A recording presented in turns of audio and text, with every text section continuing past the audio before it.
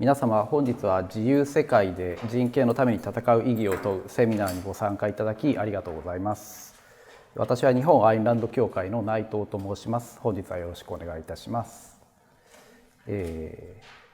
本日はアメリカから3年ぶりにアイルランド協会理事長のヤロン・ブルック博士を講師にお招きし、東京大学阿古智子先生の研究室のご協力でこのセミナーを開催させていただくことができました。この場を借りて御礼申し上げます。明日から3連休で、人によってはなんか今のカレンダーだと9連休とかいうすごい羨ましいカレンダーになっているみたいなんですけども、お休みの前にですね、こちらのセミナーで普段のお仕事とは違う人権とか個人の自由、財産権という重要なテーマについてヤロン先生のお話を聞くとともに皆様と一緒に考えていければなと思っておりますので、セミナー後半に質疑、応答のパートもございますので、その際はぜひ積極的にご質問いただけますようお願いいたします。本日のセミナーでは、自由主義諸国の人々が海外の権威主義国家による人権侵害とどのように対峙していくべきなのかについて、オブジェクティビズムの思想ではどのように考えるのかをヤロン・ブルック博士にお話しいただきます。セミナーに事前にお申し込みをいただいた方々には PDF で送付させていただいたアインランドのエッセイ「個人の権利」と本来の政府をご一読いただいているかと思うんですが、これは日本に広く流通している人権の考え方とは異なる部分があることに気づかれたかと思います。もしまだ読まれてない方がいらっしゃれば、アインランドの思想がよくわかるエッセイですので、後ほどご一読いただいていければなと思います。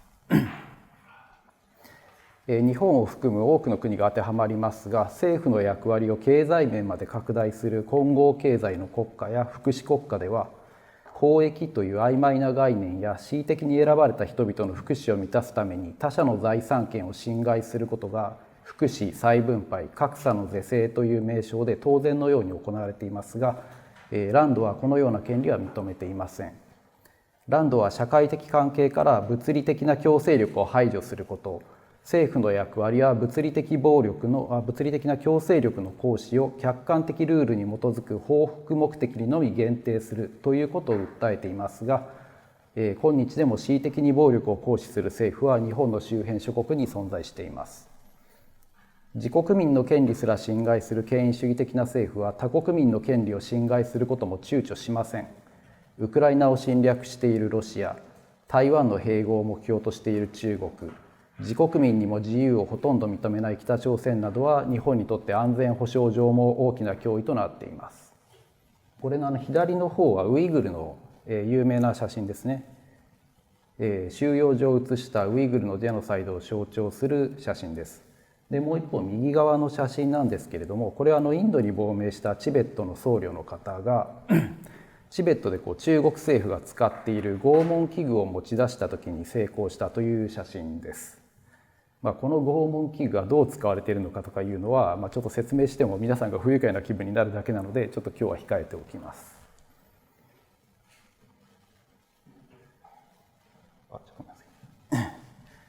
近年では中国政府のウイグルジェノサイドが最も非難されている人権侵害の例ですが、ウイグルが注目されている間に他地域の人権侵害が収まっているわけではなく、特にチベットやモンゴル系などの少数民族弾圧は何十年も続いています。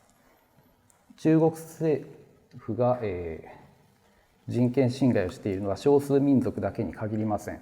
この数年だけでも、香港の自治権が保護にされ、香港がすでに自由な都市ではなくなったということは広く知られています。中国本土の大都市でもゼロコロナを口実にして人々を閉じ込め、警察が住居に押し入り、力ずくで人々を隔離施設へ連れ去ったりと、個人の自由を奪い財産権を踏みにじる行為が行われています。音声はオフにしてありますけども、普通に家の中にいるので、周りの人に感染を広げたりなんかしないですけど、普通に家の中にですね、こうやって叩き割って警察が踏み込んでくると。で人々を隔離施設に連行するっていうことが上海市内みたいな超大都市で行われているわけですね。なので結構地方とかでの人権侵害っていうのはよくあるんですけれども、もうその強権的な手段が大都市にまで普通に及んでいるというような状況になっています。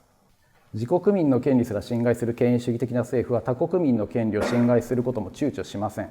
自由で生産的な社会の安全を守るには、国内の政府の権力が拡大するという脅威への対応だけでなく、国外からやってくる脅威にも対応する必要があります。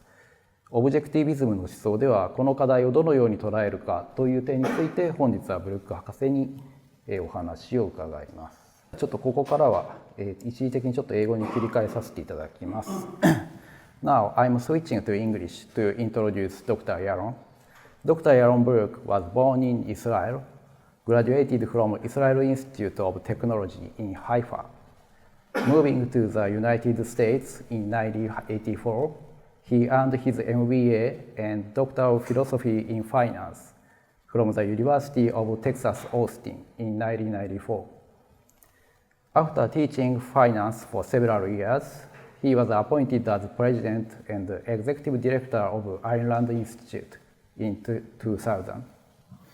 Since then, he has been promoting and spreading the works and ideas of Ireland in the US and all over the world.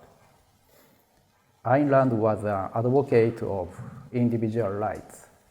So is Yaron, who can best articulate the ideas of Ireland better than anyone today. It's a privilege for us to hear how he views the issues of individual rights and also rights and security issues as they related to us in Japan and those in the Asia Pacific. Dr. Yaron, please take it away. Thank you. Thank you for the introduction. I'm sorry I didn't understand anything you said, but I saw the pictures, which looked horrific. I take it both were from China. One was both the video and the pictures were from China. So it's always a pleasure to be back in Japan and an opportunity to talk to you, and again talk about Ayn Rand's ideas, which I think are so important. So, in introducing the concept of individual rights and talking about the concept of individual rights, I want to first, before we get to kind of what's going on in China or what might be relevant for us in the Pacific Rim or in the United States or globally, I think what's really important is first to understand why we should care for us, and then we can think about them. Why do we care about freedom? Why do we care about liberty? What's in it for us when it comes to freedom and liberty? In many parts of the world, there's this notion that freedom that people have in their hearts. Everybody wants to be free. But 99.99% of human history, people have lived unfree lives and just lived them without complaining. Or if they complained, without doing anything about it. The natural, if you will, condition under which human beings have evolved since the beginning of time has been unfree. And unfree, I mean, where coercion, force, has been applied to them. They've been told what to do, and they've been doing what they were told to do. Most of our ancestors, almost all of our ancestors, were unfree. And, unless you have some aristocratic blood in you and you were part of the masters who told everybody what to do. And even they are not really free. They're dependent on the serfs to do what they say. Otherwise, they don't last very long. And of course, they're dependent on the other masters to not come and slaughter them and kill them. So there's very little evidence to suggest that freedom is just there and just waiting to gush out.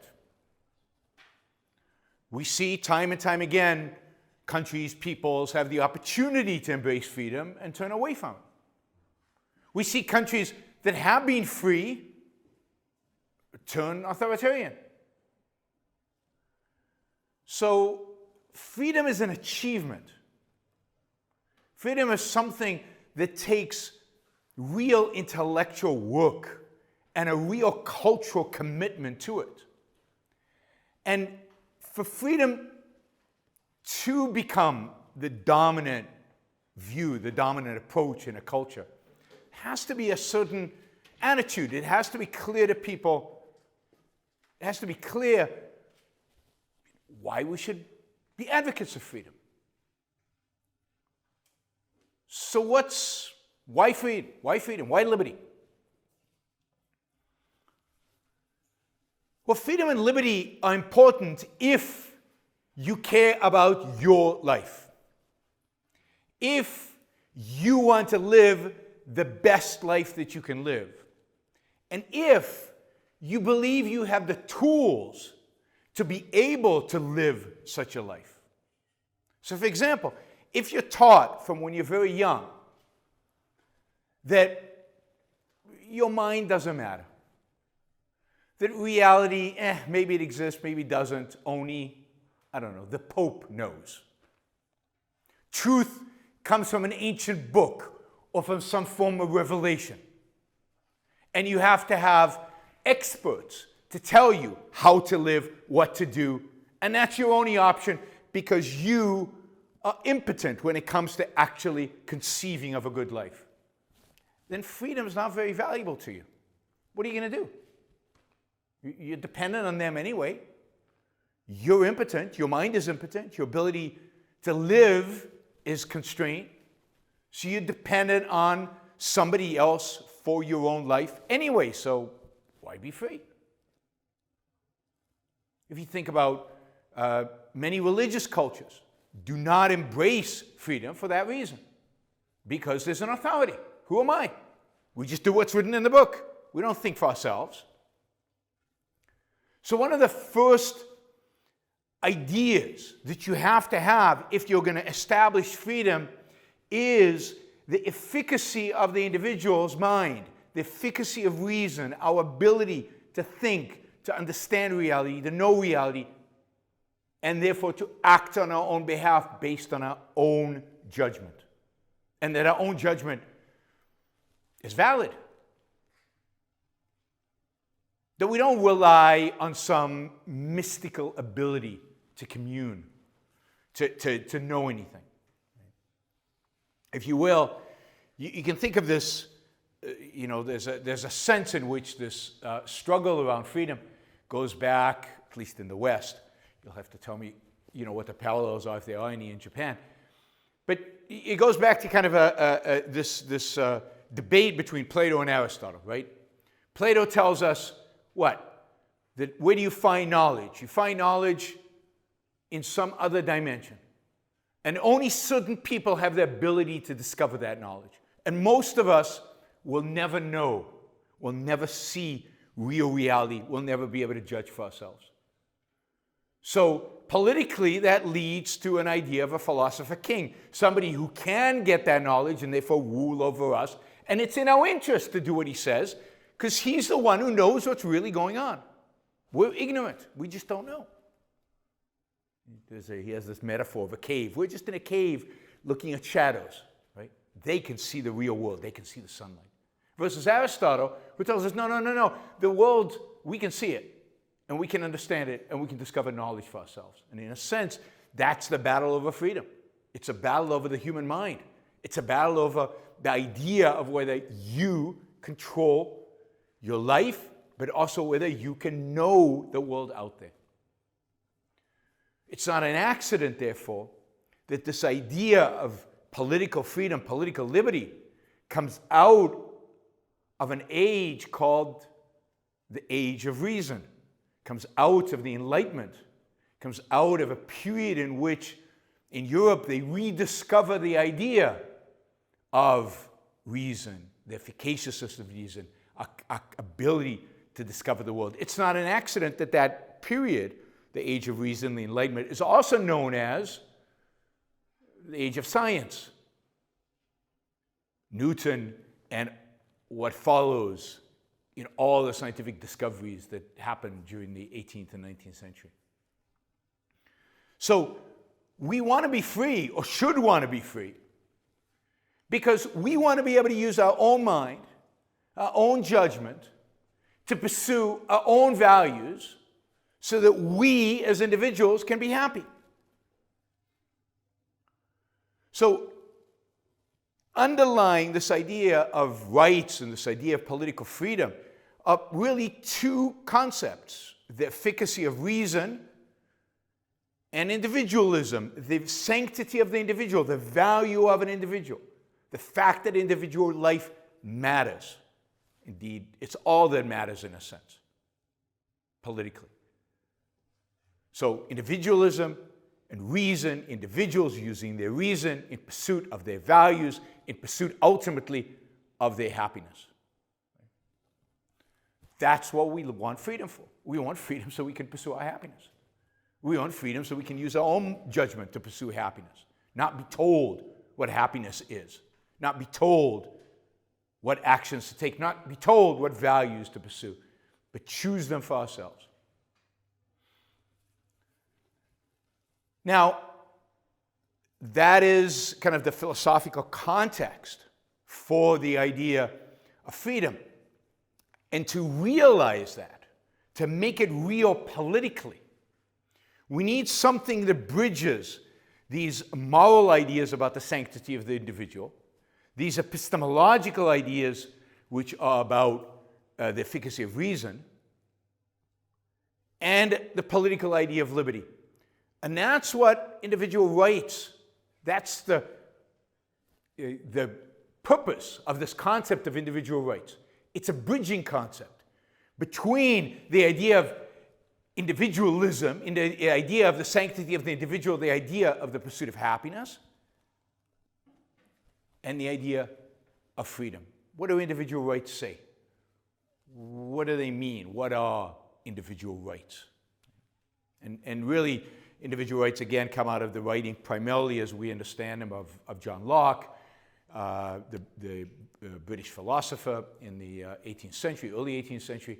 But they're really the predecessors in other thinkers in Europe during the previous 50 to 100 years. But the idea of individual rights is the idea that you as an individual are valuable, and therefore you as an individual are an end in yourself, and therefore you should have the freedom. Freedom from what? Freedom means what? Means the absence of force, the absence of coercion, the absence of an authority telling you what you can and cannot do. So you as an individual should have the freedom to use your mind in pursuit of your values. That's what individual rights mean. It means that the government, the authority, the governing body must leave you alone to live your life as you see fit. It should only intervene to protect your rights. So the purpose of government, according to Rand, according to this kind of line of thought, is the purpose of government is only to protect your freedom, to protect your rights, to protect your ability to act on your own behalf, to act in your own interest, to act in pursuit of your own happiness. But otherwise, leave you alone. And that's why, you know, in the American Declaration of Independence, they say, you know, we'll all have an inalienable right to life, which means to live our life as we see fit, based on our judgment, our mind, in pursuit of our values. Liberty, which means we can think, we can talk, we can write, free of coercion, free of force. Unfortunately, they left out property. In the original, there was property there as well. But that is, we can keep the product of our labor. We can keep what we earn. It's ours. That's what property means. It's the ability to earn and to keep what you earn. And pursue your happiness, which is the ultimate goal of all of this. Right? And that is what government is constituted to protect. Not to give you, not to define, but to protect. And that's what we have a constitution, is to create a government that's sole purpose is the protection of that. I think the Japanese constitution has the pursuit of happiness in it. Was the goal of government. I think General MacArthur put it in there. So individual rights are this concept to protect the individual from other individuals, but importantly to protect the individuals from the authorities, from government. It's to limit the scope of government, recognizing our individual liberty, our individual freedom, our individual rights to live our lives as we see fit. Now, as I think we all know, no government in the world has ever practiced this kind of limitation completely. Different governments violate our rights in different ways. All governments violate our rights to some extent, whether it's through coercion through taxation, or whether it's through, mask mandates, or whether it's through other types of mandates. We're mandated all over the place, whether it's through the regulation of business, what kind of business you're allowed to open, how you open it, what kind of permissions you need in order to do whatever it is that you need to do. All of those are acts of coercion, acts of force that constrain our liberty. In the name always of what? What's the purpose? Why do they do this? In the name of what? Yeah, in the name of protecting you, or protecting what they call the common good, the public interest, which is a way of negating you as an individual, because so one of two alternatives they have. One is to argue that it's good for you and you don't know what's good for you, which is a return to the Platonic attitude of, we know what's good for you, we're the philosopher kings, we understand, so we're going to impose this on you because it's good for you. That's one way in which they justify it. And the second way to justify it is, we know it's not good for you, but it doesn't matter it's good for the group. And then they negate the concept of individualism. Note that they always negate one of two. Either they negate your reason, or they negate your individualism, the value of you as an individual, in order to use coercion against you. All governments do that, to some degree or another. But some governments do it more, and some governments do it much more. And there is a real difference between governments that are like what we saw in the pictures, and between what most of our governments, Japanese government, American governments, and so on, do. Now, it's to some extent an issue of degree, but there is a fundamental difference between the two.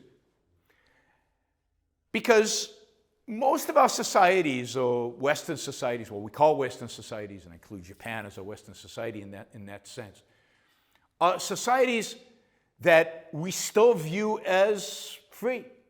We're not as free as we'd like them to be. We're not as free as I think they should be. There's still way too much coercion, way too many mandates, way too much government controls and government regulations, the government's telling us what to do. So what is the difference fundamentally between a regime like China, or even worse, North Korea, and something like the United States and Japan? Well, I think there are a few things that are clear markers that make a significant difference. Right?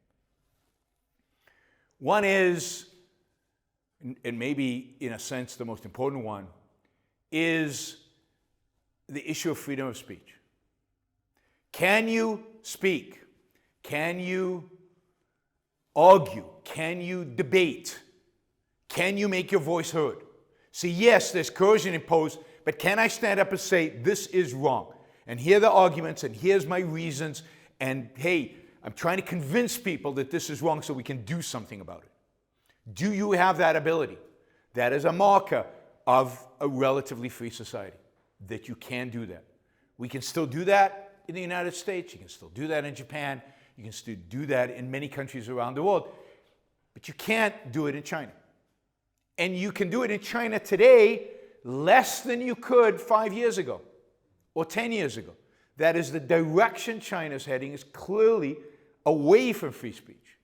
Right? So I remember being in China 10 years ago and being able to say all kinds of things about freedom and liberty and why the Chinese government was wrong, and why the way they were running things was wrong. And already, just before COVID in 2019, you could say a little bit less, or you could say it, but now people were hesitant to come, and hesitant to listen, and hesitant to debate, and today I wouldn't go. So we've seen a slow decline in China, in freedom of speech. But you see it also today in the United States. Right? You see this decline in the ability to have this debate. It's not yet at the point where the government is imposing it, but there's a shift in the culture. We've become a culture that doesn't want to debate certain things, that certain things are unacceptable to talk about, that you can't say. Certain speakers are not permitted to speak at universities. Now, the universities can choose who they want to have speak and who they don't want to have speak. It's within their rights. So it's not a rights violation, but it's a cultural attitude that is against the idea of speaking, debating, arguing, using reason to solve issues. And again, this is in America. We mostly hear about woke. We mostly hear about the problems on the left, but there are similar problems on the right. It is a culture-wide phenomenon. They just have different topics that you can't talk about. There's different issues that are unacceptable to both left and right. So freedom of speech is a right, is part of those right to life, liberty, and pursuit of happiness. This is the heart of liberty, is the ability to speak, is to argue ideas, to convince people, to try to reason with them, to try to change their mind, to try to move them along in your direction. The second characteristic of a free society is that you don't have, and it's related, I think, to free speech, is that you don't have political prisoners. You put people in jail for real crimes, which means when they violate somebody else's rights, when they use force against somebody, when they use fraud against somebody, when they really violate, you don't put people in jail for their ideas, their political actions, their political points of view, what they wrote, what they did. Again, for the most part, our countries don't have political prisoners. We put a lot of people in jail for things that are not necessarily violating somebody else's rights. We can talk about that if you want. But we don't put them in jail yet for their political activity. We don't use the government to try to determine, to try to screen out unacceptable people from a political perspective. Again, the tide is turning, I think, a little bit in the West about this, and we have to be cautious. But at least we don't do that. In China, clearly they do. Clearly they have political prisoners, and in every regime that is an authoritarian regime, what you find are people placed in jail for their points of view about the government. Russia is a good example. Not only in Russia are they being put in jail, but there's this phenomena of Russians falling out of windows. I don't know if you've heard about this, but every week some Russian official, usually from the oil and gas industry, dies, and often they're dying by dropping out of a window. Suicide, they're depressed, accidents. Suddenly, a lot of Russians are slipping and falling from high places. It's very strange. But just on the flight here, I read of another minor oligarch, I guess, who has died. So you could kill your opponents, political opponents. You can put them in jail. But one way or another, your political opponents are being silenced. So Russia, technically, is a, quote, democracy, right? They vote. But if you can kill all your political opponents, then, yeah, you're the only man standing. Voting doesn't matter. Right? Remember the poisoning, right? They've tried to assassinate through poisoning, they've used radioactive material to poison people. So Russia is well known as a regime that has eliminated its political opponents. And that's when you know you're not free. If you have a particular point of view, you risk being assassinated. Of all the countries I've visited, and I've given speeches in, 50, 60, 70 countries, the country where I felt the most constrained, the most a little fearful was Russia. I mean, China was in again, 2019 and before, no problem. Could say anything, and the audience was very open, and there was a lot of debate and discussion. Russia, it was very cold, partially because the people there are a little colder. Chinese are very friendly and vivacious people generally. The Russians are very close. But partially, I said I said this years ago, I think probably in 2015 or 2016, somebody asked me something about Putin at a talk I gave, and I said, he's a thug, he's a gangster. And everybody in the audience kind of went, you can't say that, you have to, what are you doing? Well, don't ask me if you don't want to hear my answer, right? So Russia is very much on this authoritarian line. Iran, obviously North Korea. You can tell the regimes in which this is happening. Turkey is, kind of in a gray area, but certainly some political opponents have been put in jail. But you still don't get that, right? You don't get that in most of Europe. You don't get that in South Korea, here, Taiwan. I was going to say Hong Kong, but can't say Hong Kong anymore, right? So that's two, and they're highly related. And the third is the fact that we have elections, the fact that we can choose our political leaders.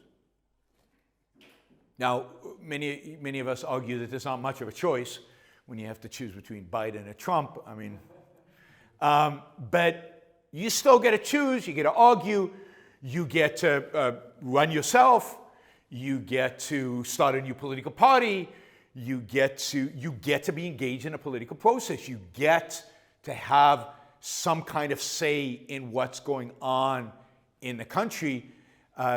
You can get people excited and get people to change their minds. It's happened. One of the great examples in the United States is kind of the Abolitionist Movement, the movement to abolish slavery in the 19th century. I mean, they changed people's minds. Slavery was very much entrenched in the United States in the early 19th century. And during the first half of the 19th century, leading up to the Civil War, people's minds were changed by people advocating for this group. Women's right to vote. That was a change that people brought about through a process of arguing and deliberating and ultimately bringing about political force, political power. Right? And that happened in country after country after country, all over Europe and America and spreading out in the rest of the world. So the fact that we can really, truly influence the political process, right? Not maybe as individuals, but at least we can get together as groups and have an impact. So those would be the three criteria for the difference between a free country and an oppressive country. Now, why should we care about the fact that somewhere else there is an authoritarian regime? Why should we care about Putin's thuggery and China's oppression of its own people, its violation of their rights? Clearly, they are using force to dictate how people should live, what they can say, what they can think, what they can do, how they should live. And in China, it used to be that at least in business, they would leave you alone. Maybe you'd have to bribe the right people, but once you bribe the right people, they'd leave you alone.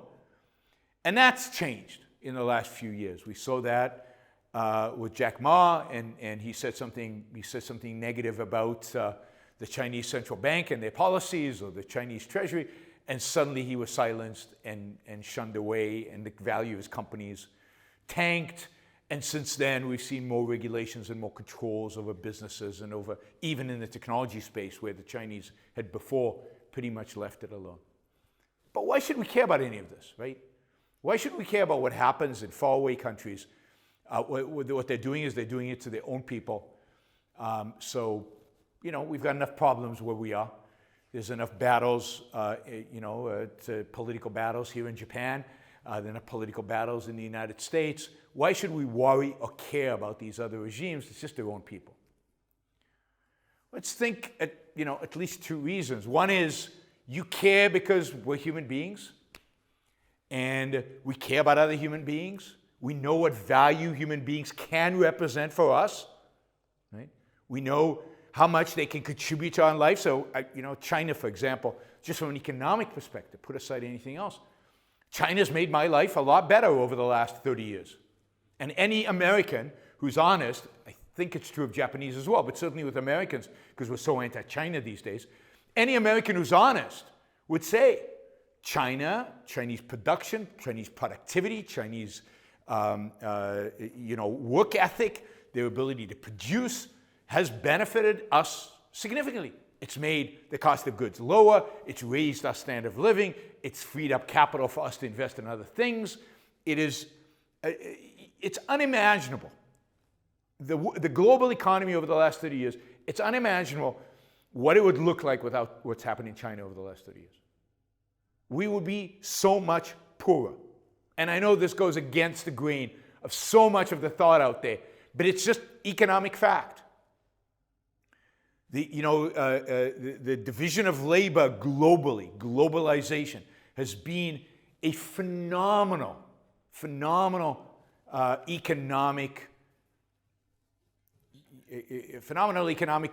fact that has benefited all of us. It's made life easier, better, cheaper, more fulfilling, and we don't appreciate it because the differences are small and they accumulate.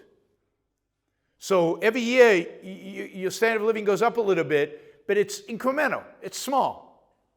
But, I know because some of you don't even remember life before the iPhone, because there was no life before the iPhone, because you were born around,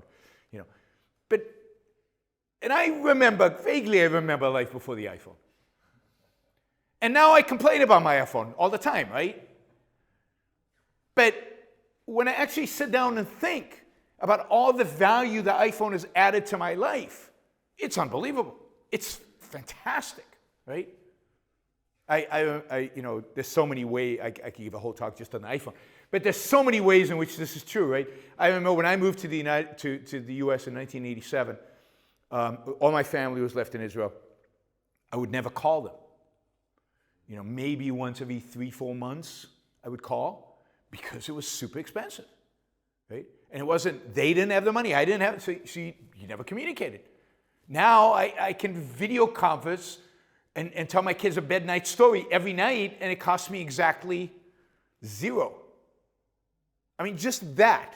Think about that in terms of how it makes travel possible, right? I remember, we were just talking about this, I remember driving around a foreign city, not knowing anything, trying to read a map and read the signs, and it's shocking to me that traffic accidents weren't 10 times higher than they are today, right? Everybody was driving with maps. Now you plug in the GPS, you put in the thing, no matter where you are in the world, you can go from point A to point B in the most efficient, direct way possible, and safe. I mean, just little things like that. But it's little, so we don't notice them. So when we get to using an iPhone to do the GPS, well, we complain because it doesn't always take us to exactly the right place. Right? But the difference is huge. We just don't remember that difference, and we don't appreciate it. But all of this has been made possible by the productive ability of the Chinese. And it's not something that should be taken for granted, because a lot of countries have not achieved that. Right? They did it. So we care because other human beings around the world are value to us. They make stuff, they make our lives better. To the extent that they produce, to the extent that they create anything, it's better for us. Trade is a win-win, right? When you buy an iPhone, right? Pay $1,000 for this. You pay $1,000 because you believe, at least, that it's going to be worth more than $1,000 to you. So I win when I buy an iPhone. It's worth hundreds of thousands of dollars to me. Don't tell Apple. And Apple wins, they make a profit. And all trade is win-win. I mean, unless there's fraud, unless we're cheating one another, but 99.9999% of trade is upfront and no fraud and win-win. So we value other people because they're potential trading partners for us, both spiritually and materially.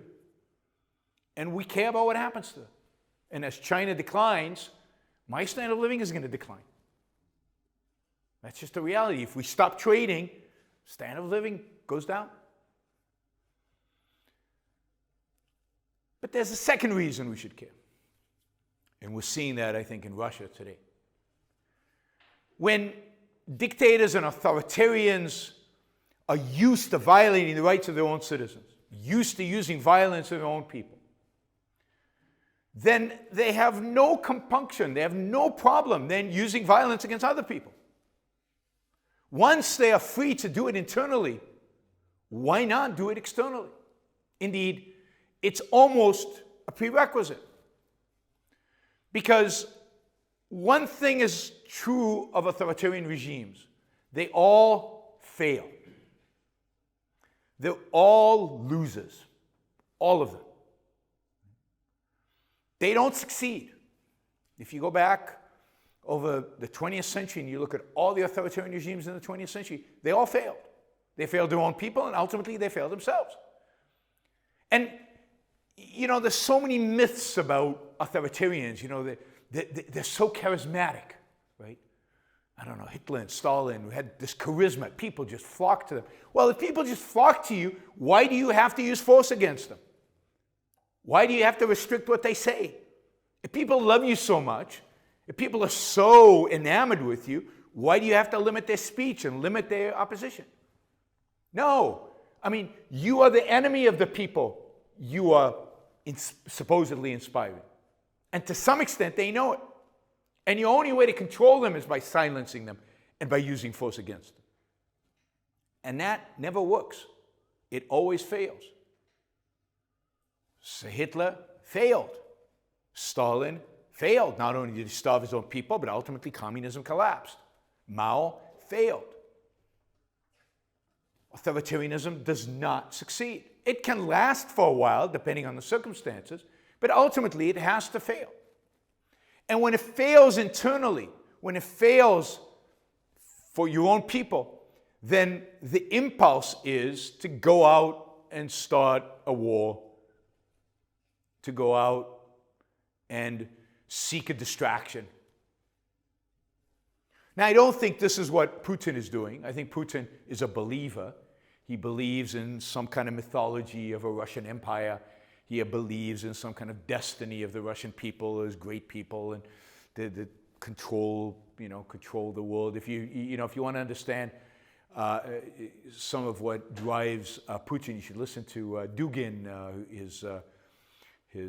one of his many, I think, Russian nationalist philosophers, and they have this notion of a Russian spirit and a Russian destiny and a Russian place in history, which they get out of thin air.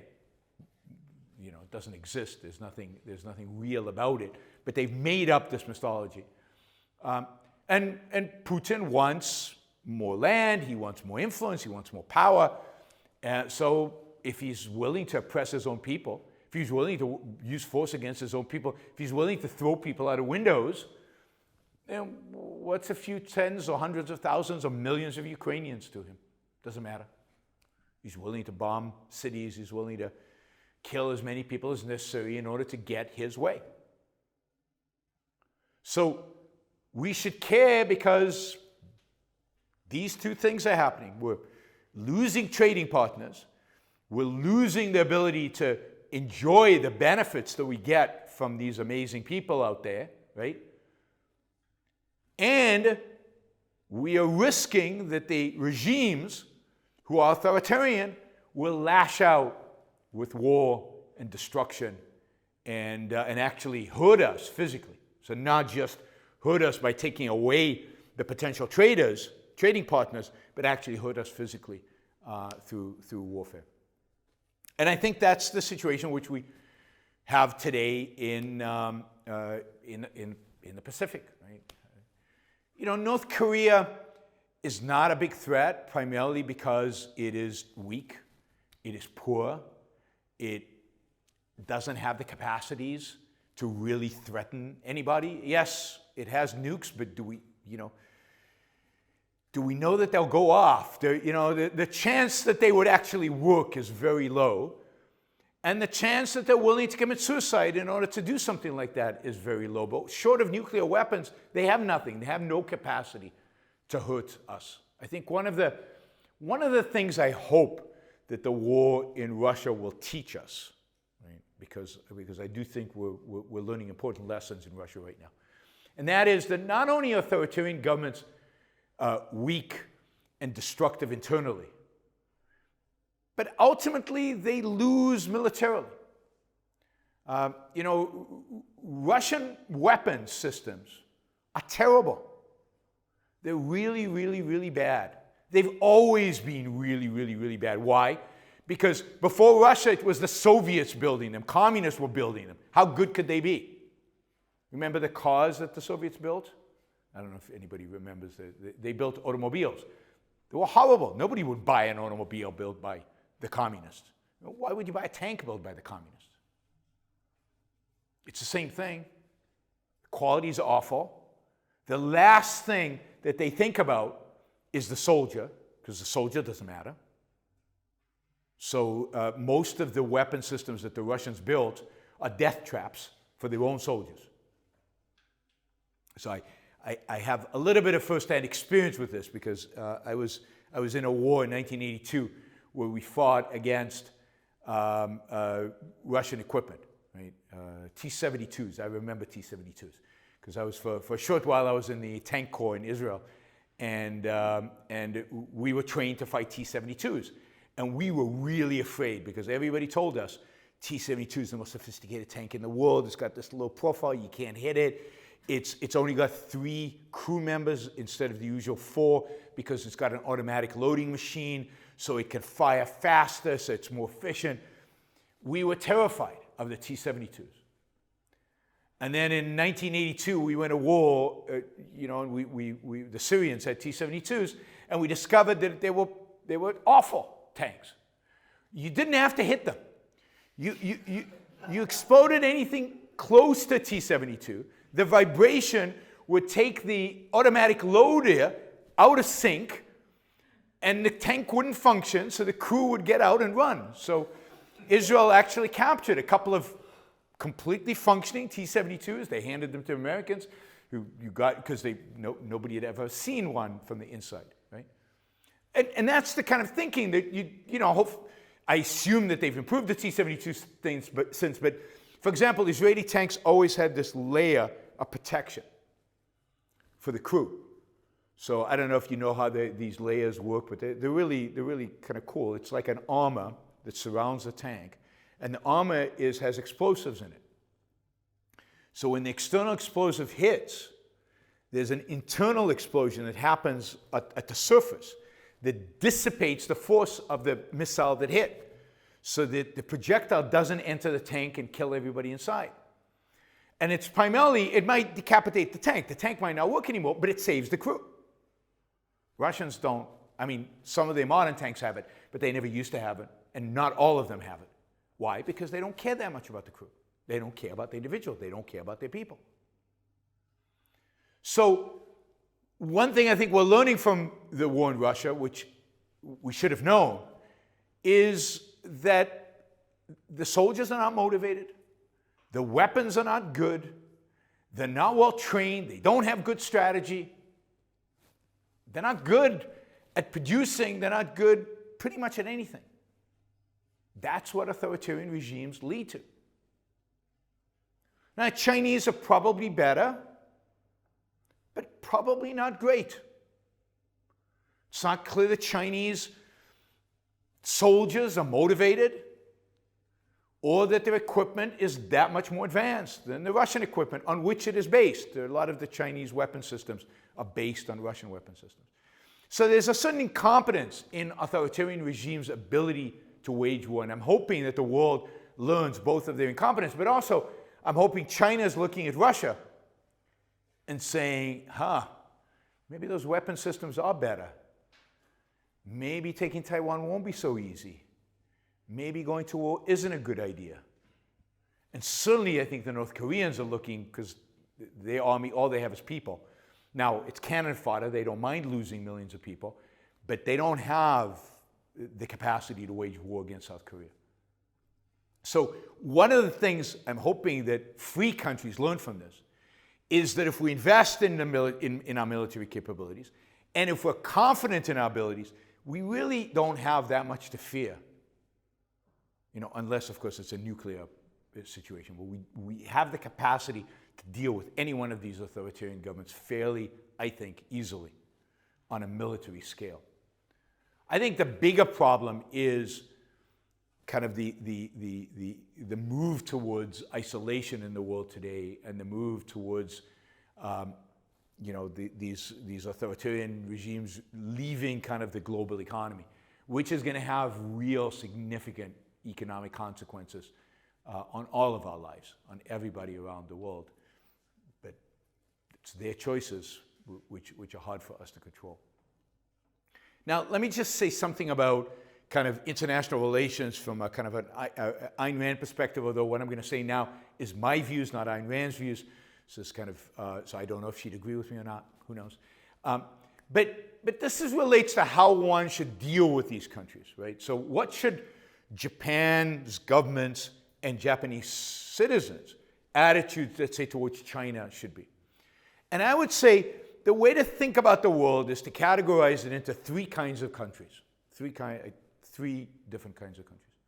One are free countries, so basically free countries. As I said, no country is completely free, but basically free countries. In a basically free country, you have diplomatic relations, you trade, you have the full scope of human interaction.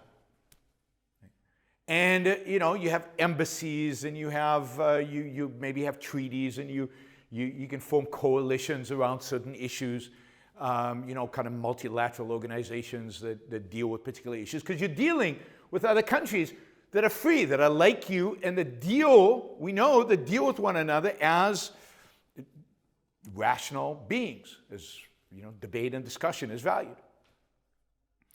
There's a second category, though, and that is the category of authoritarian governments out there in the world. But this is authoritarian governments who you don't deem to be your enemy. So they're not a threat to you. They're not attacking your citizens. They're not trying to steal your stuff. They're basically doing it to their own people. They haven't yet moved to the stage of being, of activities that are offensive. In those kind of regimes, I think that the government of Japan, the government of the United States, should not have diplomatic relations with those regimes. So I don't think we should have an embassy in China. Because once you have diplomatic relations, you're sanctioning them. You're saying you're a legitimate player. We can talk. We're equals, right? I mean, one of the great travesties of the post-World War II era is the United Nations. It's a horrible institution, where at the same desk you had the Security Council, where they have a veto. You have the United States, you have Stalin, and you have in the 1970s you have Mao Zedong as equals. So you have free countries and the most brutal authoritarian regimes in human history sitting as equals on the same table, debating freedom, debating war. I mean, these people don't know what freedom is, and they are warlike nations, that is, warlike regimes. So what are you talking about? There's nothing to talk about. So I don't believe there should be a United Nations that involves both free countries and authoritarian countries. I think there should be a clear demarcation. Authoritarian countries should be shunned from a diplomatic perspective. But as individuals, you should all be allowed to trade with them. You should be allowed to visit. You should be allowed, but with the risk, right? Because there's no embassy there anymore. So there's a certain risk, but that is a risk you have to internalize as an individual and deal with it. But you should buy their goods and trade. That's fine. Then there's a third category. And that is what I would consider enemy countries. Countries that are physical threat. Clearly a country like North Korea is an enemy country. Certainly South Korea. Maybe to Japan. I mean, they pointed missiles in the direction of Japan and talked about being, an enemy of Japan. And then I think you should have no diplomatic relations, but also you should not be allowed to trade. Trade, remember, is win-win. You don't want to help the enemy, so you don't provide them with a win. So in that case, there is legitimate to embargo those countries. I don't believe in these silly sanctions. We sanctioned 5 oligarchs, but not those oligarchs, because those oligarchs gave money to, I mean, it's interesting to see how governments are dealing with the oligarchs in Russia. Why these oligarchs and not those? Why does England sanction some and the United States sanction others? And it's not the same. Why only the oligarchs? Well, what about all the other people who cooperate with the regime who are not rich, right? Well, only the rich guys. It's just and you know, they're confiscating yachts, they're confiscating property with no trial, nothing, just some bureaucrat decides the whole regime. I mean, you either embargo a country and say, there's just no trade with this country. You can't have any dealings with this country because they're an enemy. And you don't want to benefit the enemy at all. And then it becomes tricky. You know, is China an authoritarian regime offending its own people and we can trade with them and all that? Or is it an enemy? Is it qualified as an enemy yet? I don't think so, but it's moving in that direction. So at some point it'll cross the line, and it'll get pretty tricky if it crosses that line. Right? So if you're in private business, you want to diversify away from China as quickly as possible. But so that's the way I think in a rational world we would kind of divvy this up. We would look at how these governments are protecting or not protecting individual rights. If they're unfree in the sense that they're fundamentally violating individual rights, the government should have no business with those countries. You as individuals would then choose. So let's say China today. Let's say it's not an enemy, but it's an authoritarian regime. We might all choose as individuals not to trade with China because we don't want to help what we saw, the pictures that we saw earlier of Chinese violating people's rights. We might not want to assist that. But the government should not have a say because the government is there to protect our rights. And if China is not violating our rights, government has no business, one way or the other, in China policy.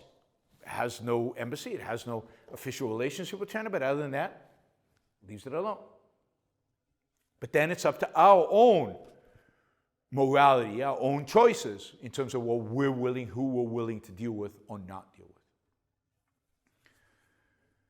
So one of the things lacking today in the world is really any kind of orientation towards moral judgment and a judgment of other countries and a judgment of other cultures and a judgment of other political systems in terms of being right, wrong, good, bad. Everything is gray. There's no, it's considered wrong to judge. Even in foreign policy, there's the realist school. We have to make all these calculations and evaluations. But you never make an actual judgment about whether they're good guys or bad guys. I think all of that is wrong, and it's a negation of this idea that we really started with, which is the value of the individual, the value of his rights, the value of his freedom. The way we should judge governments and countries and systems is based on the extent to which they respect the individual's right to live his life. And we should make it clear as individuals, as societies, as governments, we should make it clear our judgments of different regimes based on this criteria. I think it's the only criteria that matters politically, because politics is there at the end of the day to protect us as individuals. That's its purpose. So we should encourage people to talk about rights. We should point out when rights are being violated. We should make a big deal out of governments violating their own citizens' rights. And once they cross that threshold from basically free to basically unfree, once freedom of speech, then our judgment of those regimes, our judgment of those countries needs to change dramatically. Even China, I think, over the last 10 years has changed quite a bit. Right? It was, at least in some realms, free, in some realms, and then it's drifting, and our evaluation of it needs to change significantly as those countries changed. And we should demand of our governments to take a much harsher, much stronger position in defending freedom and liberty. Freedom and liberty are not something we should be taking for granted. It's something we need to continuously, forever, fight over. We have to be vigilant about preserving it. Otherwise, if we're indifferent when it disappears in other countries, we risk being indifferent when it disappears in our own country. All right, thank you.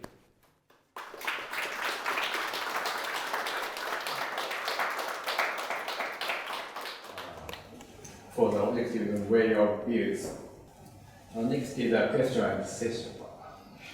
Answer session. では、質疑応答のセッションになりますが、質問は、日本語でも英語でも大丈夫です。で、ここからは30年前から、アインランドを読んでおられ、オブジェクティビズムのセミナーを多数開催されている田村洋一さんが日本語と英語の通訳をしてくださるそうです。田村さんは昨年発売されたセルフィッシュネスの簡略者を務められ、今月の1日にオブジェクティビズム入門という本を出版されています。矢野博士が6年前に来日された時から、毎回モデレーターと通訳をしておられます。では、質問がある方は挙手をお願いいたします。Thank you for the lecture. My question is kind of philosophical. So there are 200 countries in this world, and some countries are using excessive coercion, while other countries are somewhat free. There's a few developed countries that are relatively free, but they're adopting like mixed economy and restricting like freedom of movement and freedom of speech. So if my understanding is correct, there's no country that is like similar to what Ayn Rand thinks is an ideal society. So my question is like, how long do you think it will take to reach to a level where every society is kind of, respecting each individual rights and operating in a truly free sense?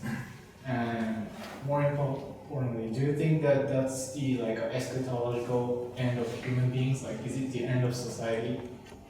Is it the end of the story? Like end of history. To quote like Fukuyama. Yeah. I don't know. It's not a philosophical question. How long?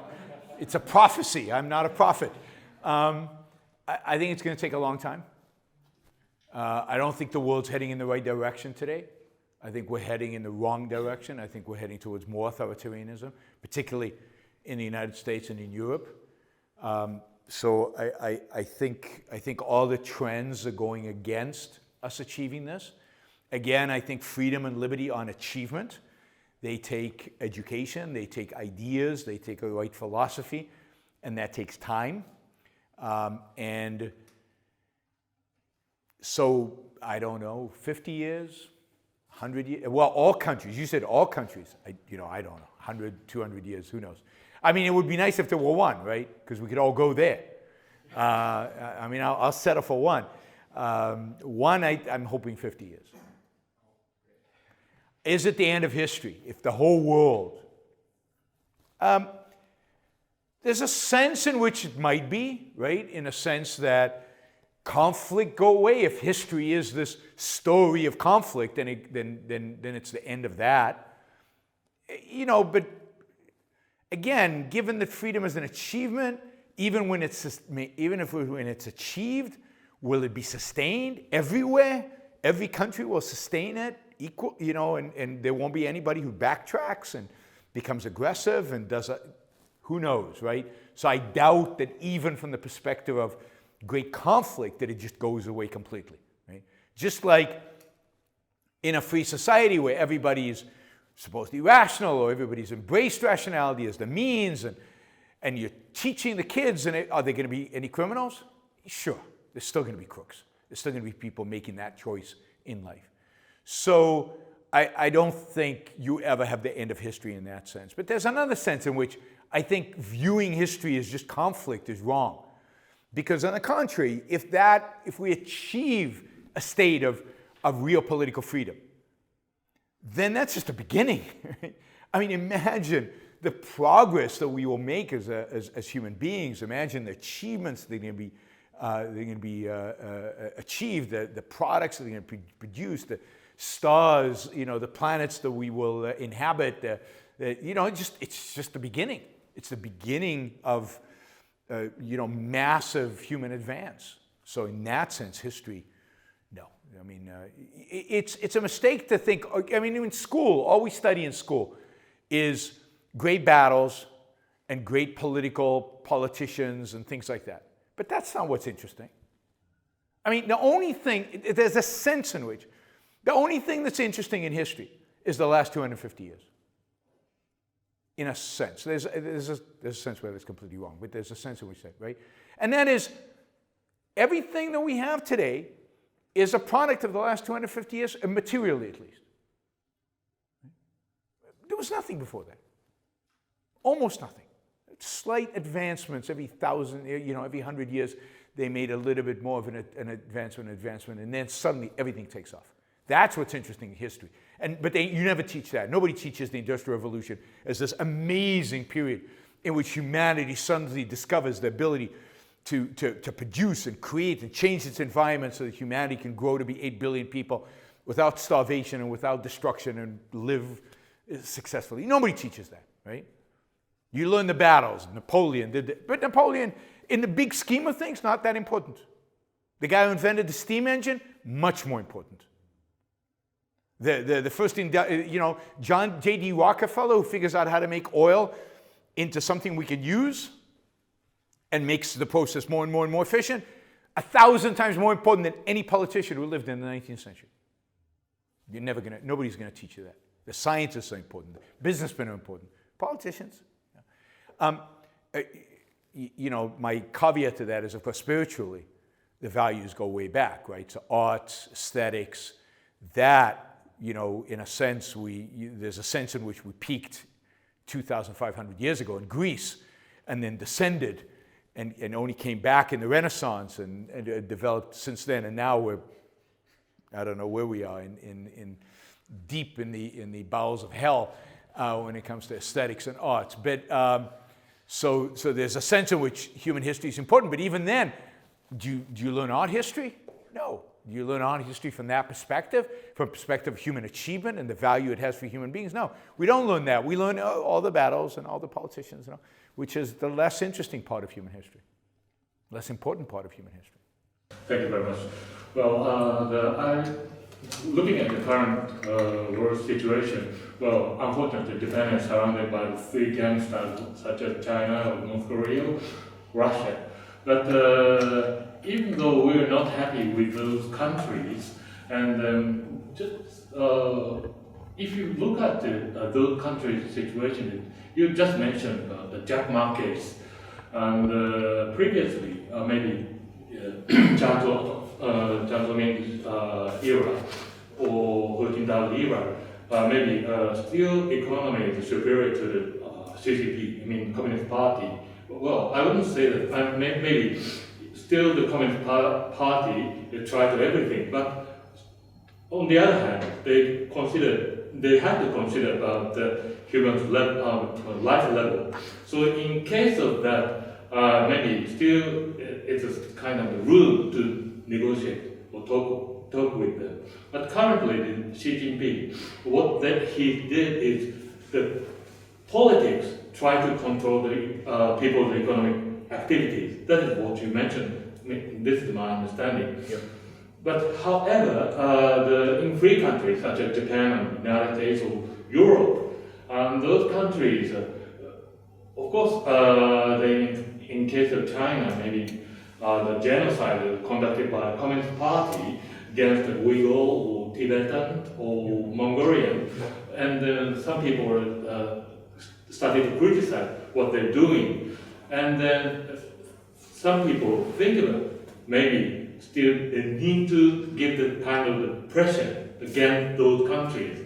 But on the other hand, businessmen or business field or business sectors stop it, because China is a big market. Yeah. Russia supplies energy. Yeah. So even though we give the big issues against those countries,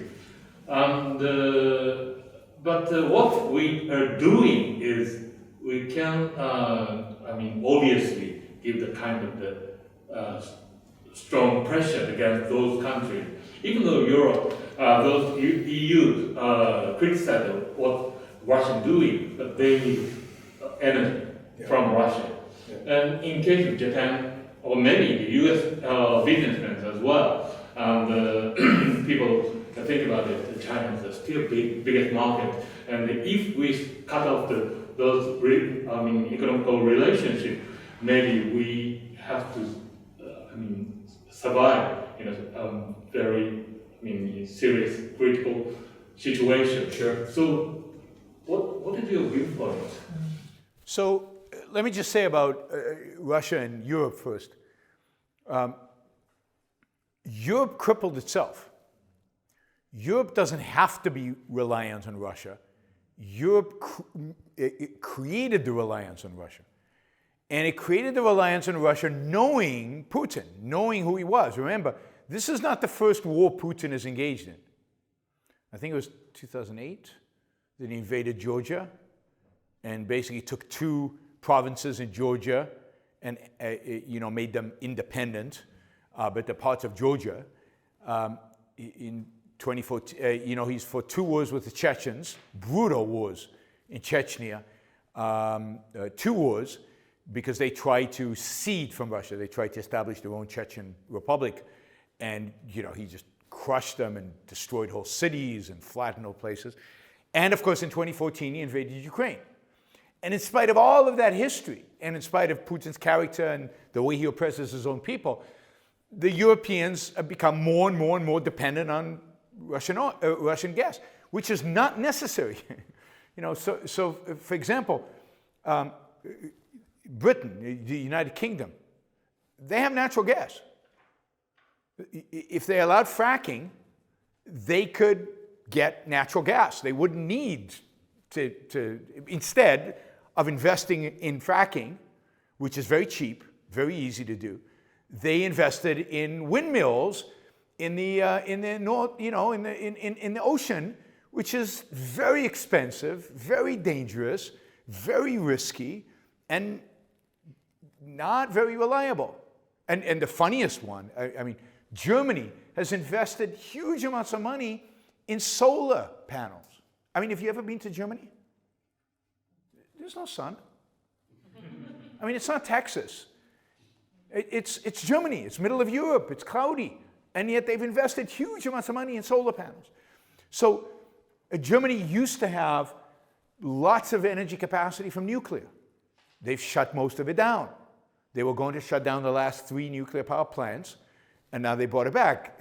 Japan, I understand, is bringing back its nuclear energy, which is good. You should be investing in new nuclear plants because your old ones, as we saw in Fukushima, are not very good.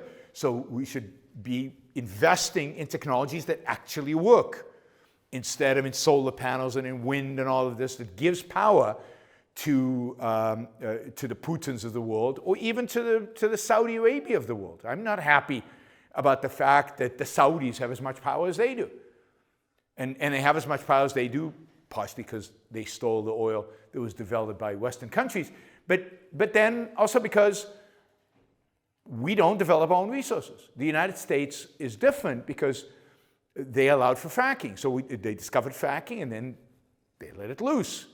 And one of the reasons the United States is struggling a little bit now is because Biden, when he came in, said he's launching a war on fossil fuels. So nobody's going to invest in fossil fuels if the president says there's a war on fossil fuels. So investment went down and they weren't ready for the crisis. But we are chopping our own legs off. We are weakening ourselves. So we need to make sure that we're not dependent on authoritarian regimes. We should have done that a long time ago with the Middle East, but we didn't. We should have not allowed Saudi Arabia to control all the oil and the Gulf countries to control all the oil, but we allowed them to do that. We shouldn't allow the Russians to have a monopoly over natural gas into Europe, and I hope Europe's learning a lesson, and they're building LNG facilities, and now they're going to import natural gas from Israel and Egypt, and from Oman, and from other places, from different places, so hopefully they'll diversify, and hopefully they can cut Russia off. So that's the idea. Now, China's more difficult. And China's more difficult because, again, we made certain assumptions about China, which are wrong now, have turned out to be wrong. Now, maybe they'll still be okay, but so far they seem to be moving in the wrong direction, right? That is, we made the assumption that because in the 80s, 90s, and early 2000s, the Chinese economy was a relatively free economy. Some American businessmen argued that China was less regulated than America. It was easier to do business in China than America. And it was true. But it was always kind of dependent on whether the government wanted you or not, because they don't protect rights. See, in America, if the government does something horrible to your business, suddenly changes its mind and does, then you can go to court, you can say, well, you're violating this and that, you can do something. When in China, the leadership can change and everything changes. And Jack Ma goes to jail and everything shifts, right? And you have no mechanism by which to try to redress it, to try to fix it. But the assumption was that economic freedom would grow, that the Chinese middle class would get wealthier and then start demanding political freedom. And that ultimately China would move in a direction of political freedom and not political oppression. And if you look back, it's easy now to say that was a big mistake. But it looked very promising until about 2013, maybe 2015. It looked very promising. The economic liberty there, but there was also some openness in terms of free speech. There were opposition figures. Yes, they might have been followed by the secret police and stuff like that, but generally they were left alone and they could do, books were published. I mean, all of Ayn Rand's books are in Chinese, selling in Chinese bookstores. Even as in 2020, my book, the title is Equal is Unfair, was published in China, which just proves that China is not communist, right? It's fascist, it's not communist. Right? And it's still selling, as far as I know, it's still selling in China in Chinese bookstores, right? So China looked like it was heading in the right direction, and people invested in it, but now it's not. So the first thing that has to happen is businessmen need to think long-term.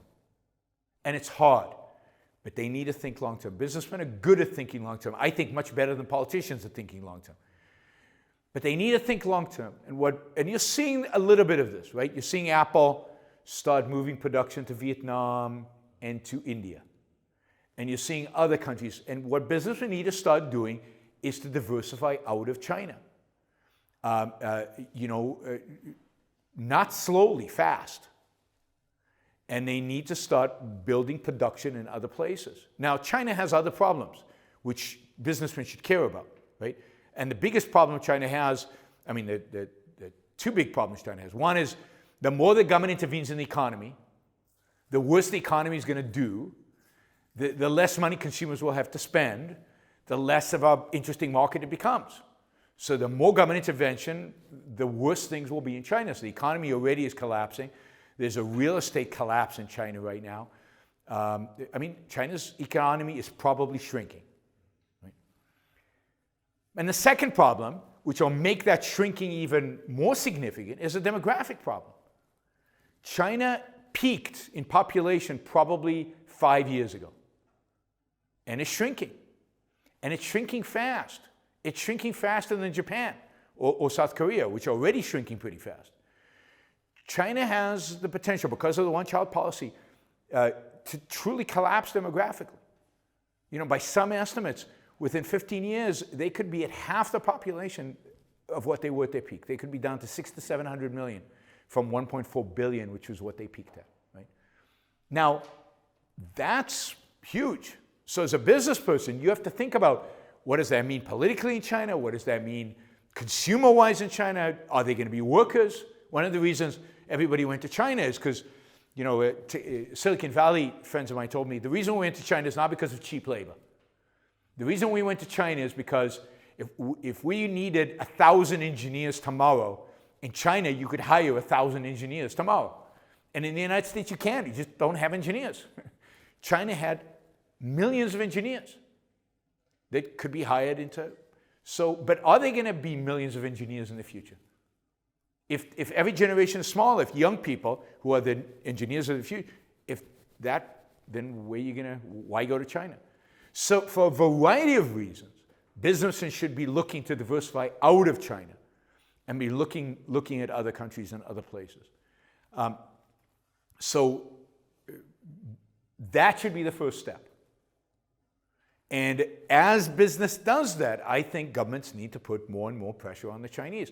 Now, pressure on the Chinese doesn't mean tariffs. Tariffs is the dumbest, stupidest policy one can imagine, right? Because all you're doing when you place tariffs is taxing your own people. And you're not changing anything. You're not changing the dynamics. Indeed, since Trump's tariffs on Chinese goods, we have a larger trade deficit with China than we did before. Currency values adjust. I mean, it just doesn't make any economic sense. So what you want to do is, one thing the West could do and should do is use what's called the bully pulpit. Use the stage to morally condemn the Chinese government. I mean, one of the great travesties of the 21st century, which is a young century, but still, is the fact that China took Hong Kong and nobody said anything. It was quiet. I don't know if the Japanese government objected, but the American government, Trump said nothing. Zero. The British government said something one week. The Chinese were offended, so they stopped. Right? Politicians need to stand up and instead of condemning trade, which is a good thing, condemn Chinese actions like in China. And just that condemnation, just the words mean a lot. One of the strengths of Ronald Reagan when he was president was what he said. He didn't do much.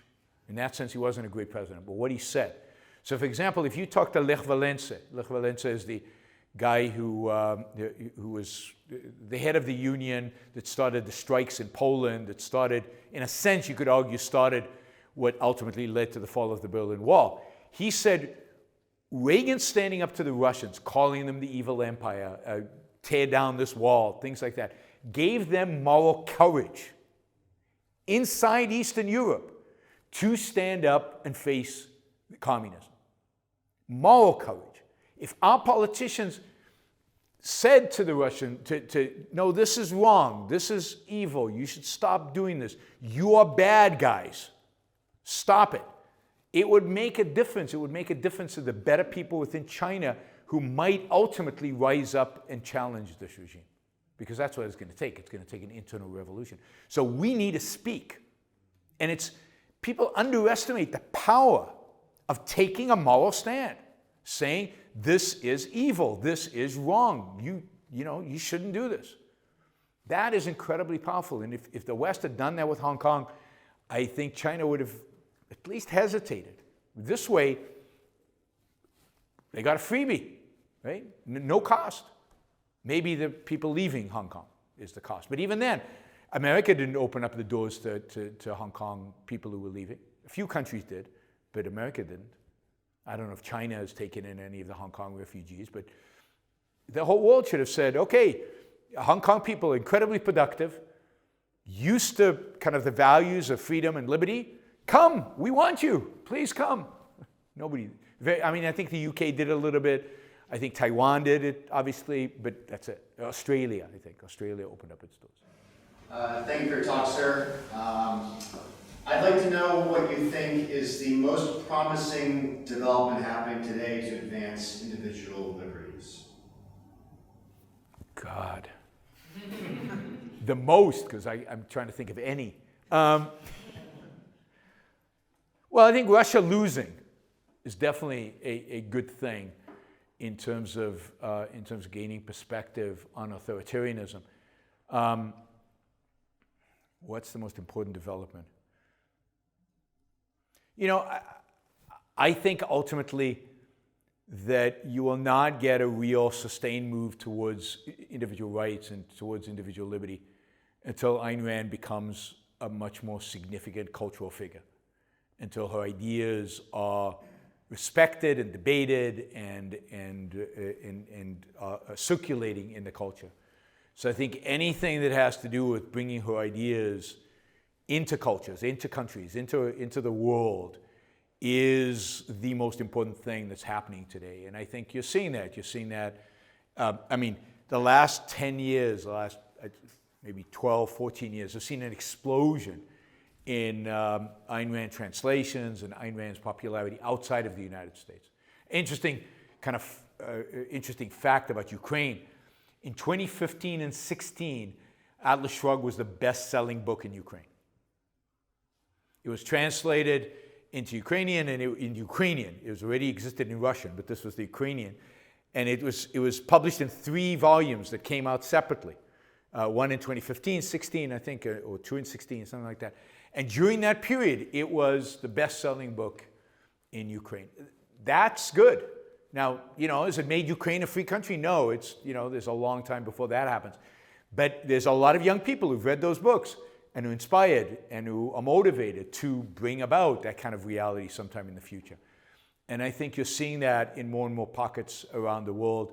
You're seeing her books translated into Japanese, obviously, but, thanks to some people in this room, but in places where we'd have never thought that it would be translated.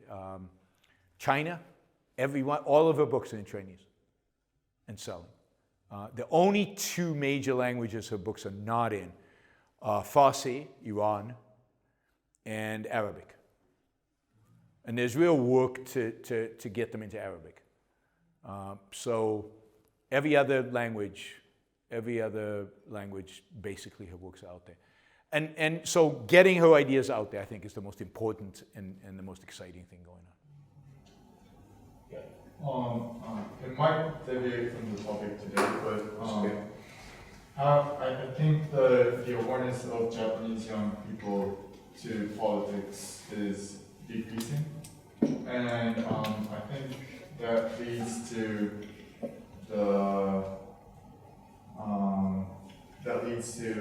less freedom for the people in the future in Japan. And how can we solve and raise the awareness to the politics in Japan? In my view, in an ideal world, people wouldn't be interested in politics. So the only reason today we should be interested in politics is because politics is interested in us. It affects our lives, it's involved in our lives, it's in every aspect of our lives, it's everywhere. But you want to reach a state where the government is so limited and so small that, this party or that party, the differences between them are small, they're all basically respecting individual rights, who cares? So that's the ideal. But today, we need to care about politics because politics is in our lives. It's interfering in our lives, and we need to change that. And I'd say that the way to do that is not to try to interest in politics per se, but to try to interest them in an ideal. Young people want an ideal. They want to believe in something better, in something great, in something beautiful, in something amazing. It's one of the things that happens to us as we age. We lose that. Sadly, most people lose that. Right? They lose that idealism. But young people still have it, or at least have the desire for it. So what we need to capture them with is an ideal, not another shade of gray. And the problem with Japanese politics, which is similar to most politics, is it's different shades of gray. What's the difference?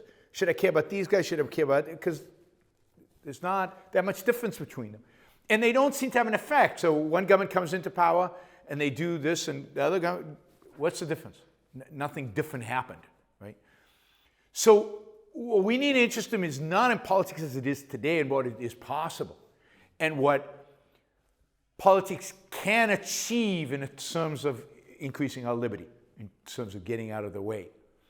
So I think it's idealism we should be striving for, and a real positive, exciting, interesting, fascinating vision of the future, which could get, and this is why Ayn Rand appeals to young people so much, because Ayn Rand's an idealist. She portrays an amazing, beautiful future. She tells them what they could achieve, what is possible to human beings. That's why her novels in particular are particularly appealing, because they portray the kind of heroes that such a world could exist in such a world. So I think that's how we do it. I have a deep question, not so philosophical. Deep but not philosophical. I was taking notes, occupied takes actually, in a runabout pen. Okay. I'm, by the way, member of Ethics Committee of Libertarian Party of Russia, of the Federal Committee of it. So okay. I'm not going to argue about the takes. I just have one question. Have you actually read Ayn Rand, any book of her? If I read Ayn Rand. Yeah. Yes. It doesn't feel like you did, because one of the major takes of Ayn Rand is the class struggle between oppressor and nomenclature, which, well, she's ex-Soviet person, right? So she perfectly knew what she's talking about, right? Yeah. So James Taggart versus David Taggart, right? It's not one country against another country.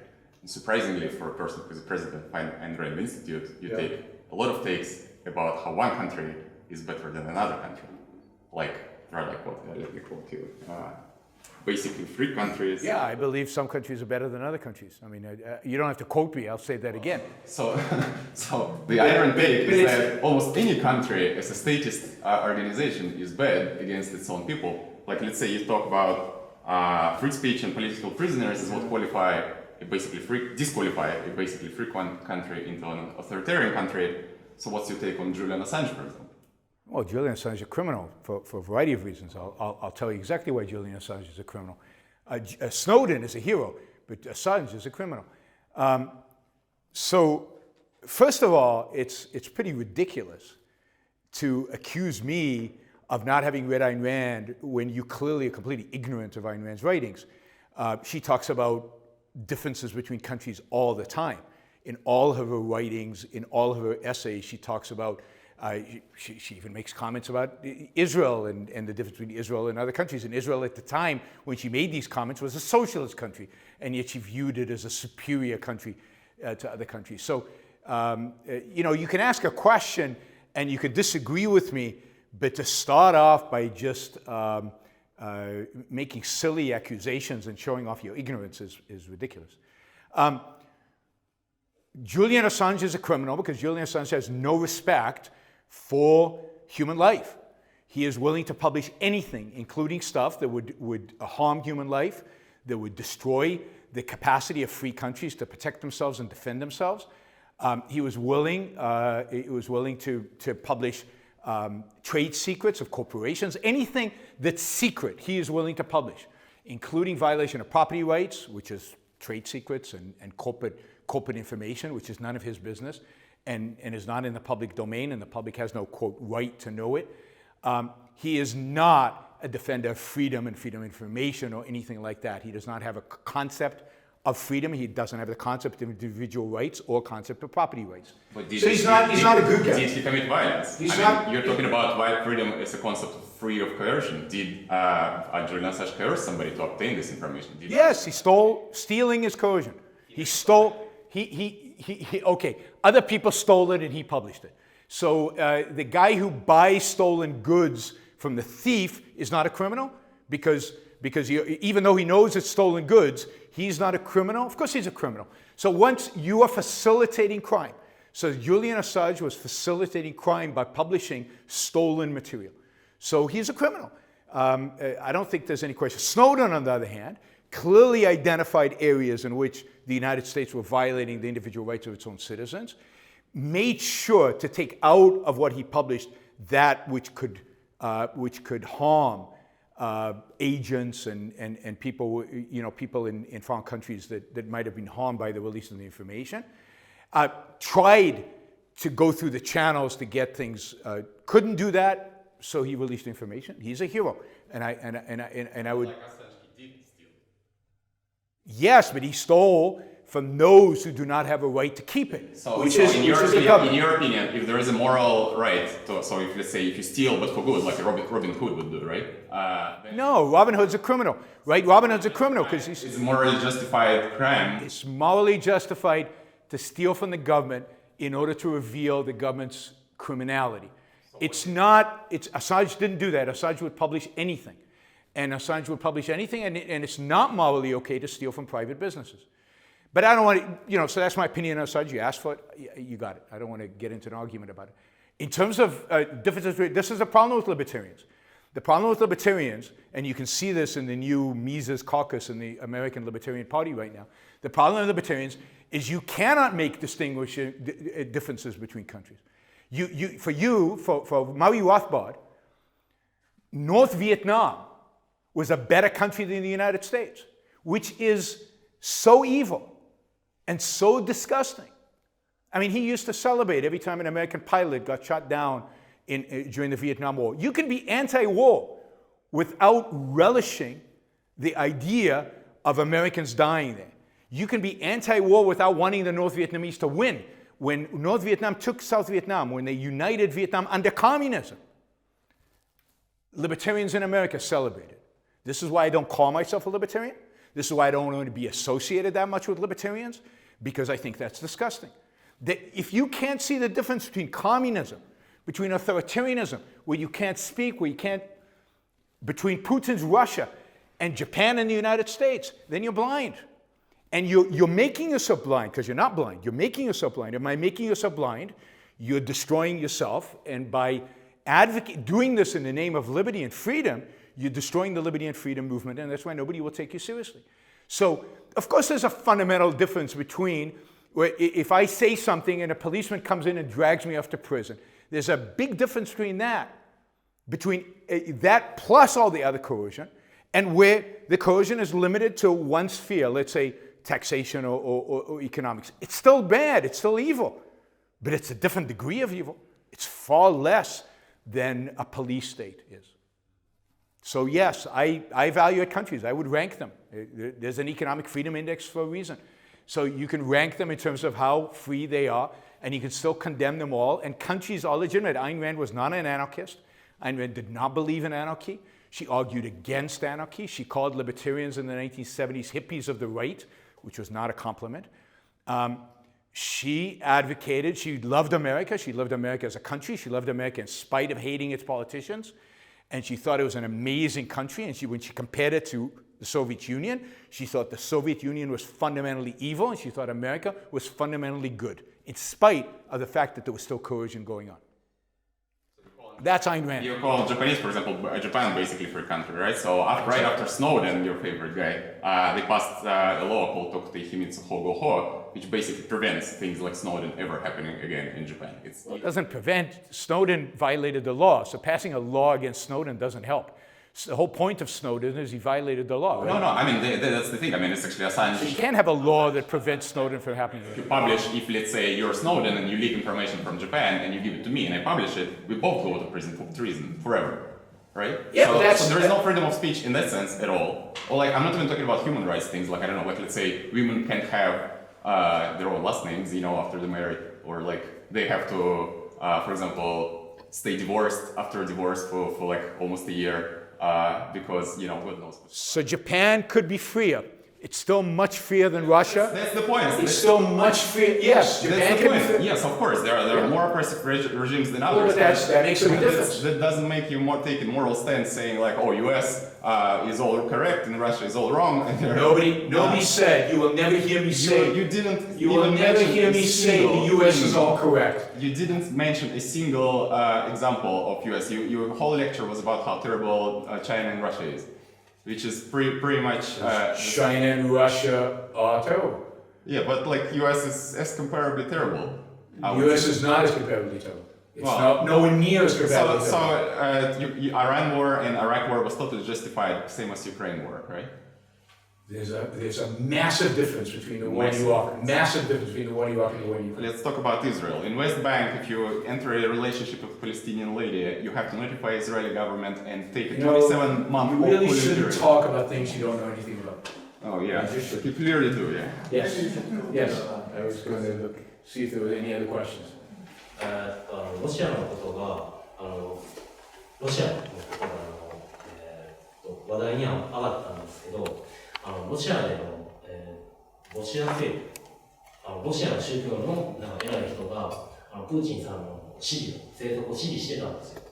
で、その日本でも最近宗教団体と政治家が結びついてるっていう問題があって、アメリカの政府とかではそれはどうなんですか？アメリカの政治団体、政治家と大統領とかと宗教団体って結構協力関係があるんですか？ You talked about Russia. We heard that someone in the Russian church was connected to people in power. And we are talking about people in a religious organization in Japan related to people in power in Japan. Are there similar things happening in the United States as well?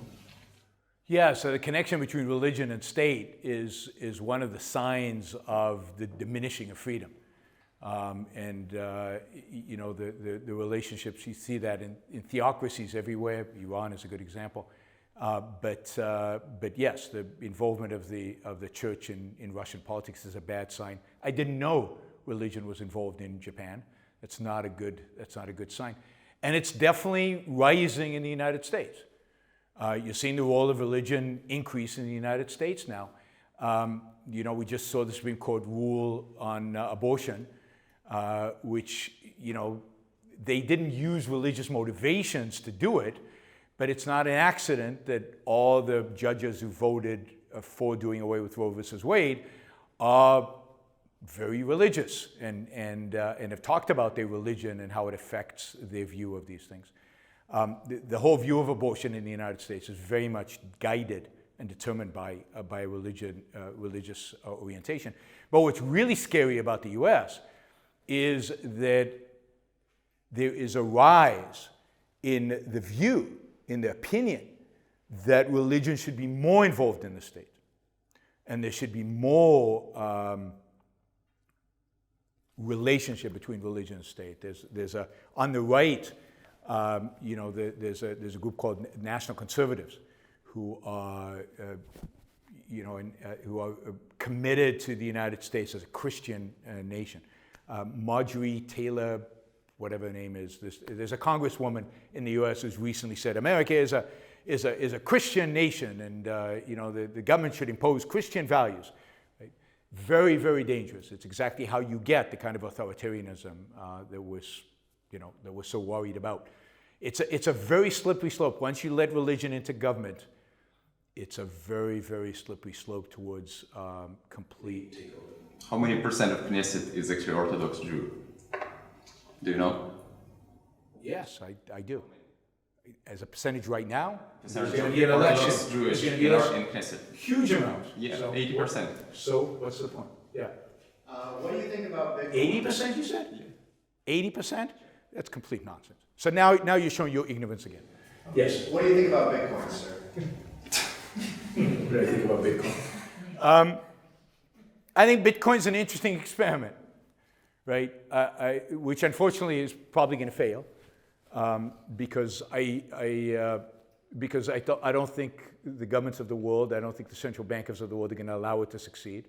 I don't think it can succeed without ultimately being allowed to succeed.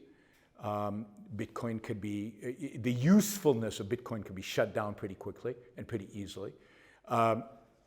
Bitcoiners assume that we're all going to embrace Bitcoin, and when the government comes to shut it down, we'll all object, and therefore they won't do it. You know, that's science fiction in my view. You know, people don't object when the government comes and takes their money in the form of taxes. People don't object when the government violates their rights on almost daily basis. They can object about Bitcoin. That's the one thing they'll object about. And ultimately, I think that if you had a truly free market, if government got in a way and you had real individual rights and you had free banking and banks created their own currencies and there would be real competition, I don't think Bitcoin wins. I think Bitcoin loses. So I don't think Bitcoin is the solution in a free market, and it's certainly not the solution in a market that's not free, where governments have as much power as they do and can basically make it illegal for you to use Bitcoin to buy stuff. You could still trade Bitcoin in the anonymous space in the cyber world, but it's not useful. I'm hoping, I don't think it'll happen, but I'm hoping that people who thought Bitcoin was an inflation hedge might have woken up, because there's inflation now. It's not acting as a hedge. It's acting as the opposite of a hedge. It's actually correlated. If you look at Bitcoin, it's heavily correlated to the NASDAQ. It's heavily correlated to tech stocks. It's a technology. It's an interesting technology, but it's not a currency. It's never going to replace the existing currencies in the world. That's science fiction, and it's wishful thinking. And now I sympathize with the wishful thinking, because I'd love to get the central banks out of the business of currency. I've been primarily objectivist for about coming up to 40 years, and I've been watching the world through those eyes. And I realise more and more the importance of the objectivist epistemology. And I think that that book is really an underrated masterpiece. Yep. And if that book were better known, and that methodology, if you like, of the objectivist epistemology were better known, that is the level at which I think so many arguments falter. Is people have the conceptual ceiling that she spoke of in one of her essays. And I see that in all sorts of issues all the time, is that people can argue at a certain concrete level, and maybe one or two runs up, Yep. but they have a limit, and they don't. They're unable to cross above that. To me, the ladder of abstraction thinking was so valuable, and you can argue politics and so many issues at this ground level, but if people are unable to proceed above it, as most seem to be, you're banging your head against the wall. So I sort of am wondering and suggesting and inquiring about the mission of the Ayn Rand movement in promoting that book and that way of thinking. I don't see it promoted so openly, I suppose. Epistemology per se is. Yeah, I mean, promoting epistemology, core epistemology, is hard. Partially because the only way people get interested in epistemology if you first show them why they should get interested in it. So the best way to, I think, to promote her epistemology is to model it. Is to model the kind of argument, to model the kind of conceptual use that she uses there, and then intrigue people through those ideas to then dig deeper into her philosophy and encounter the epistemology. You can't come at them with epistemology, partially because they don't know that's what they need, right? They need it. We all know that's at the heart of it. So I think that's one. So the one approach is to stimulate them to get interested in Ayn Rand, to get them excited about some idea. Often it's in the ethics because they want to promote their own life. Those are the people who you really want, the people who really care about their own life to some extent, or at least respond to that, or respond to the novels. And then they're going to find epistemology. They're going to find that, and we're going to be doing more courses and more.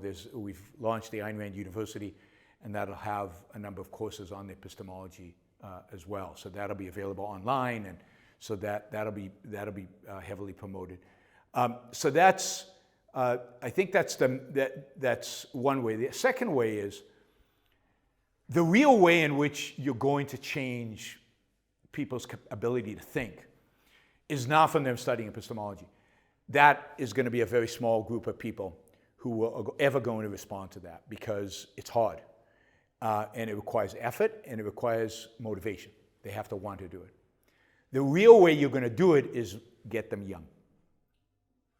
Is start not teaching epistemology young, but using the epistemology to create the right teaching methods. Using the mind.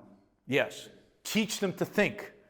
Teach them to be rational. Teach them what it requires to form concepts, what they're doing somewhat automatically. Teach them what that means and how they can test themselves and how they can challenge themselves. Clear and concrete. Yes. And no. Anywhere at any time. No, but it's worse than that. The way you're taught what you're taught is anti this. So whether you're taught to memorize, that's anti-concept formation. You're not taught how the concepts are created. You're taught just to memorize them and to just regurgitate them. Or you're taught lots of concretes with no integrating abstractions. So the whole education system is geared towards undermining our epistemological abilities, and I think this is becoming worse, and this is why people's ability to think is declining. Because look, people think of all the scientists, and people could think 200 years ago, even though they didn't have Rand's epistemology. But that's because they had that implicitly a pretty decent epistemology. But our educational system, particularly in public education, is undermining that even that implicit good epistemology. If you have an explicit one, you can now teach them properly. So I'm encouraged by the fact that so many objectivists have gone into the field of education.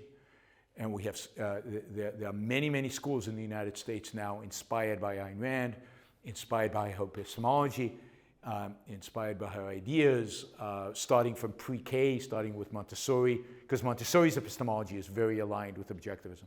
So starting with Montessori and through the different age groups, I think that's where you really have an impact. That's where you really get a bang for the buck, is teaching people when they're young how to think properly. But yeah, I agree. I mean, if people can't think, then what's the point of talking to them? I have a question. Yeah. Well, you said we should improve our capabilities, epistemological capabilities. Yeah. But in this AI age, everything is controlled by like in authoritarian country use the technology, surveillance technology, and we gradually miss our judgment abilities. Yeah. Yeah, I mean, what the authoritarians are now doing is the same they've always done, just much more sophisticated.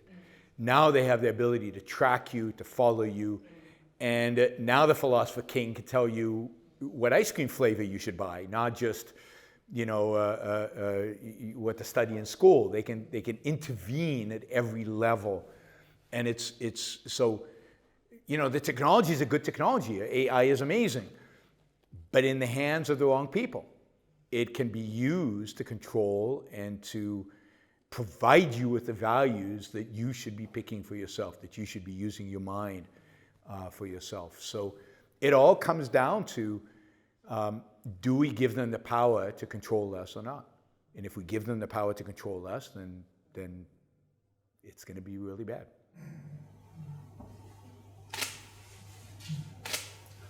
Yeah.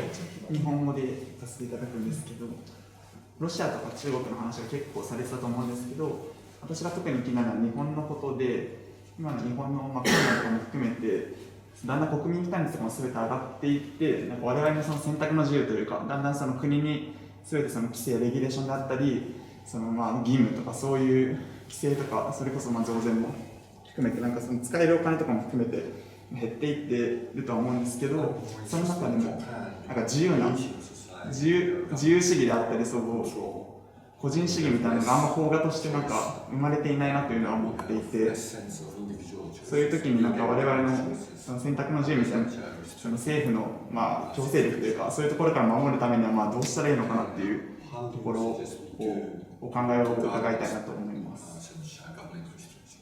Yeah, I mean, I agree with you. You should be more worried about Japan than you are with Russia, although you should also be, particularly in Japan. I don't think Russia is a threat to you, but China could be. I think the way you do it is you have to break the culture of conformity.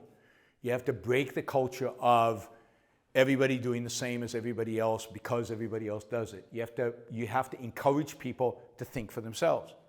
Ultimately, this is about people caring about their own lives, their own values, and wanting to live a good life.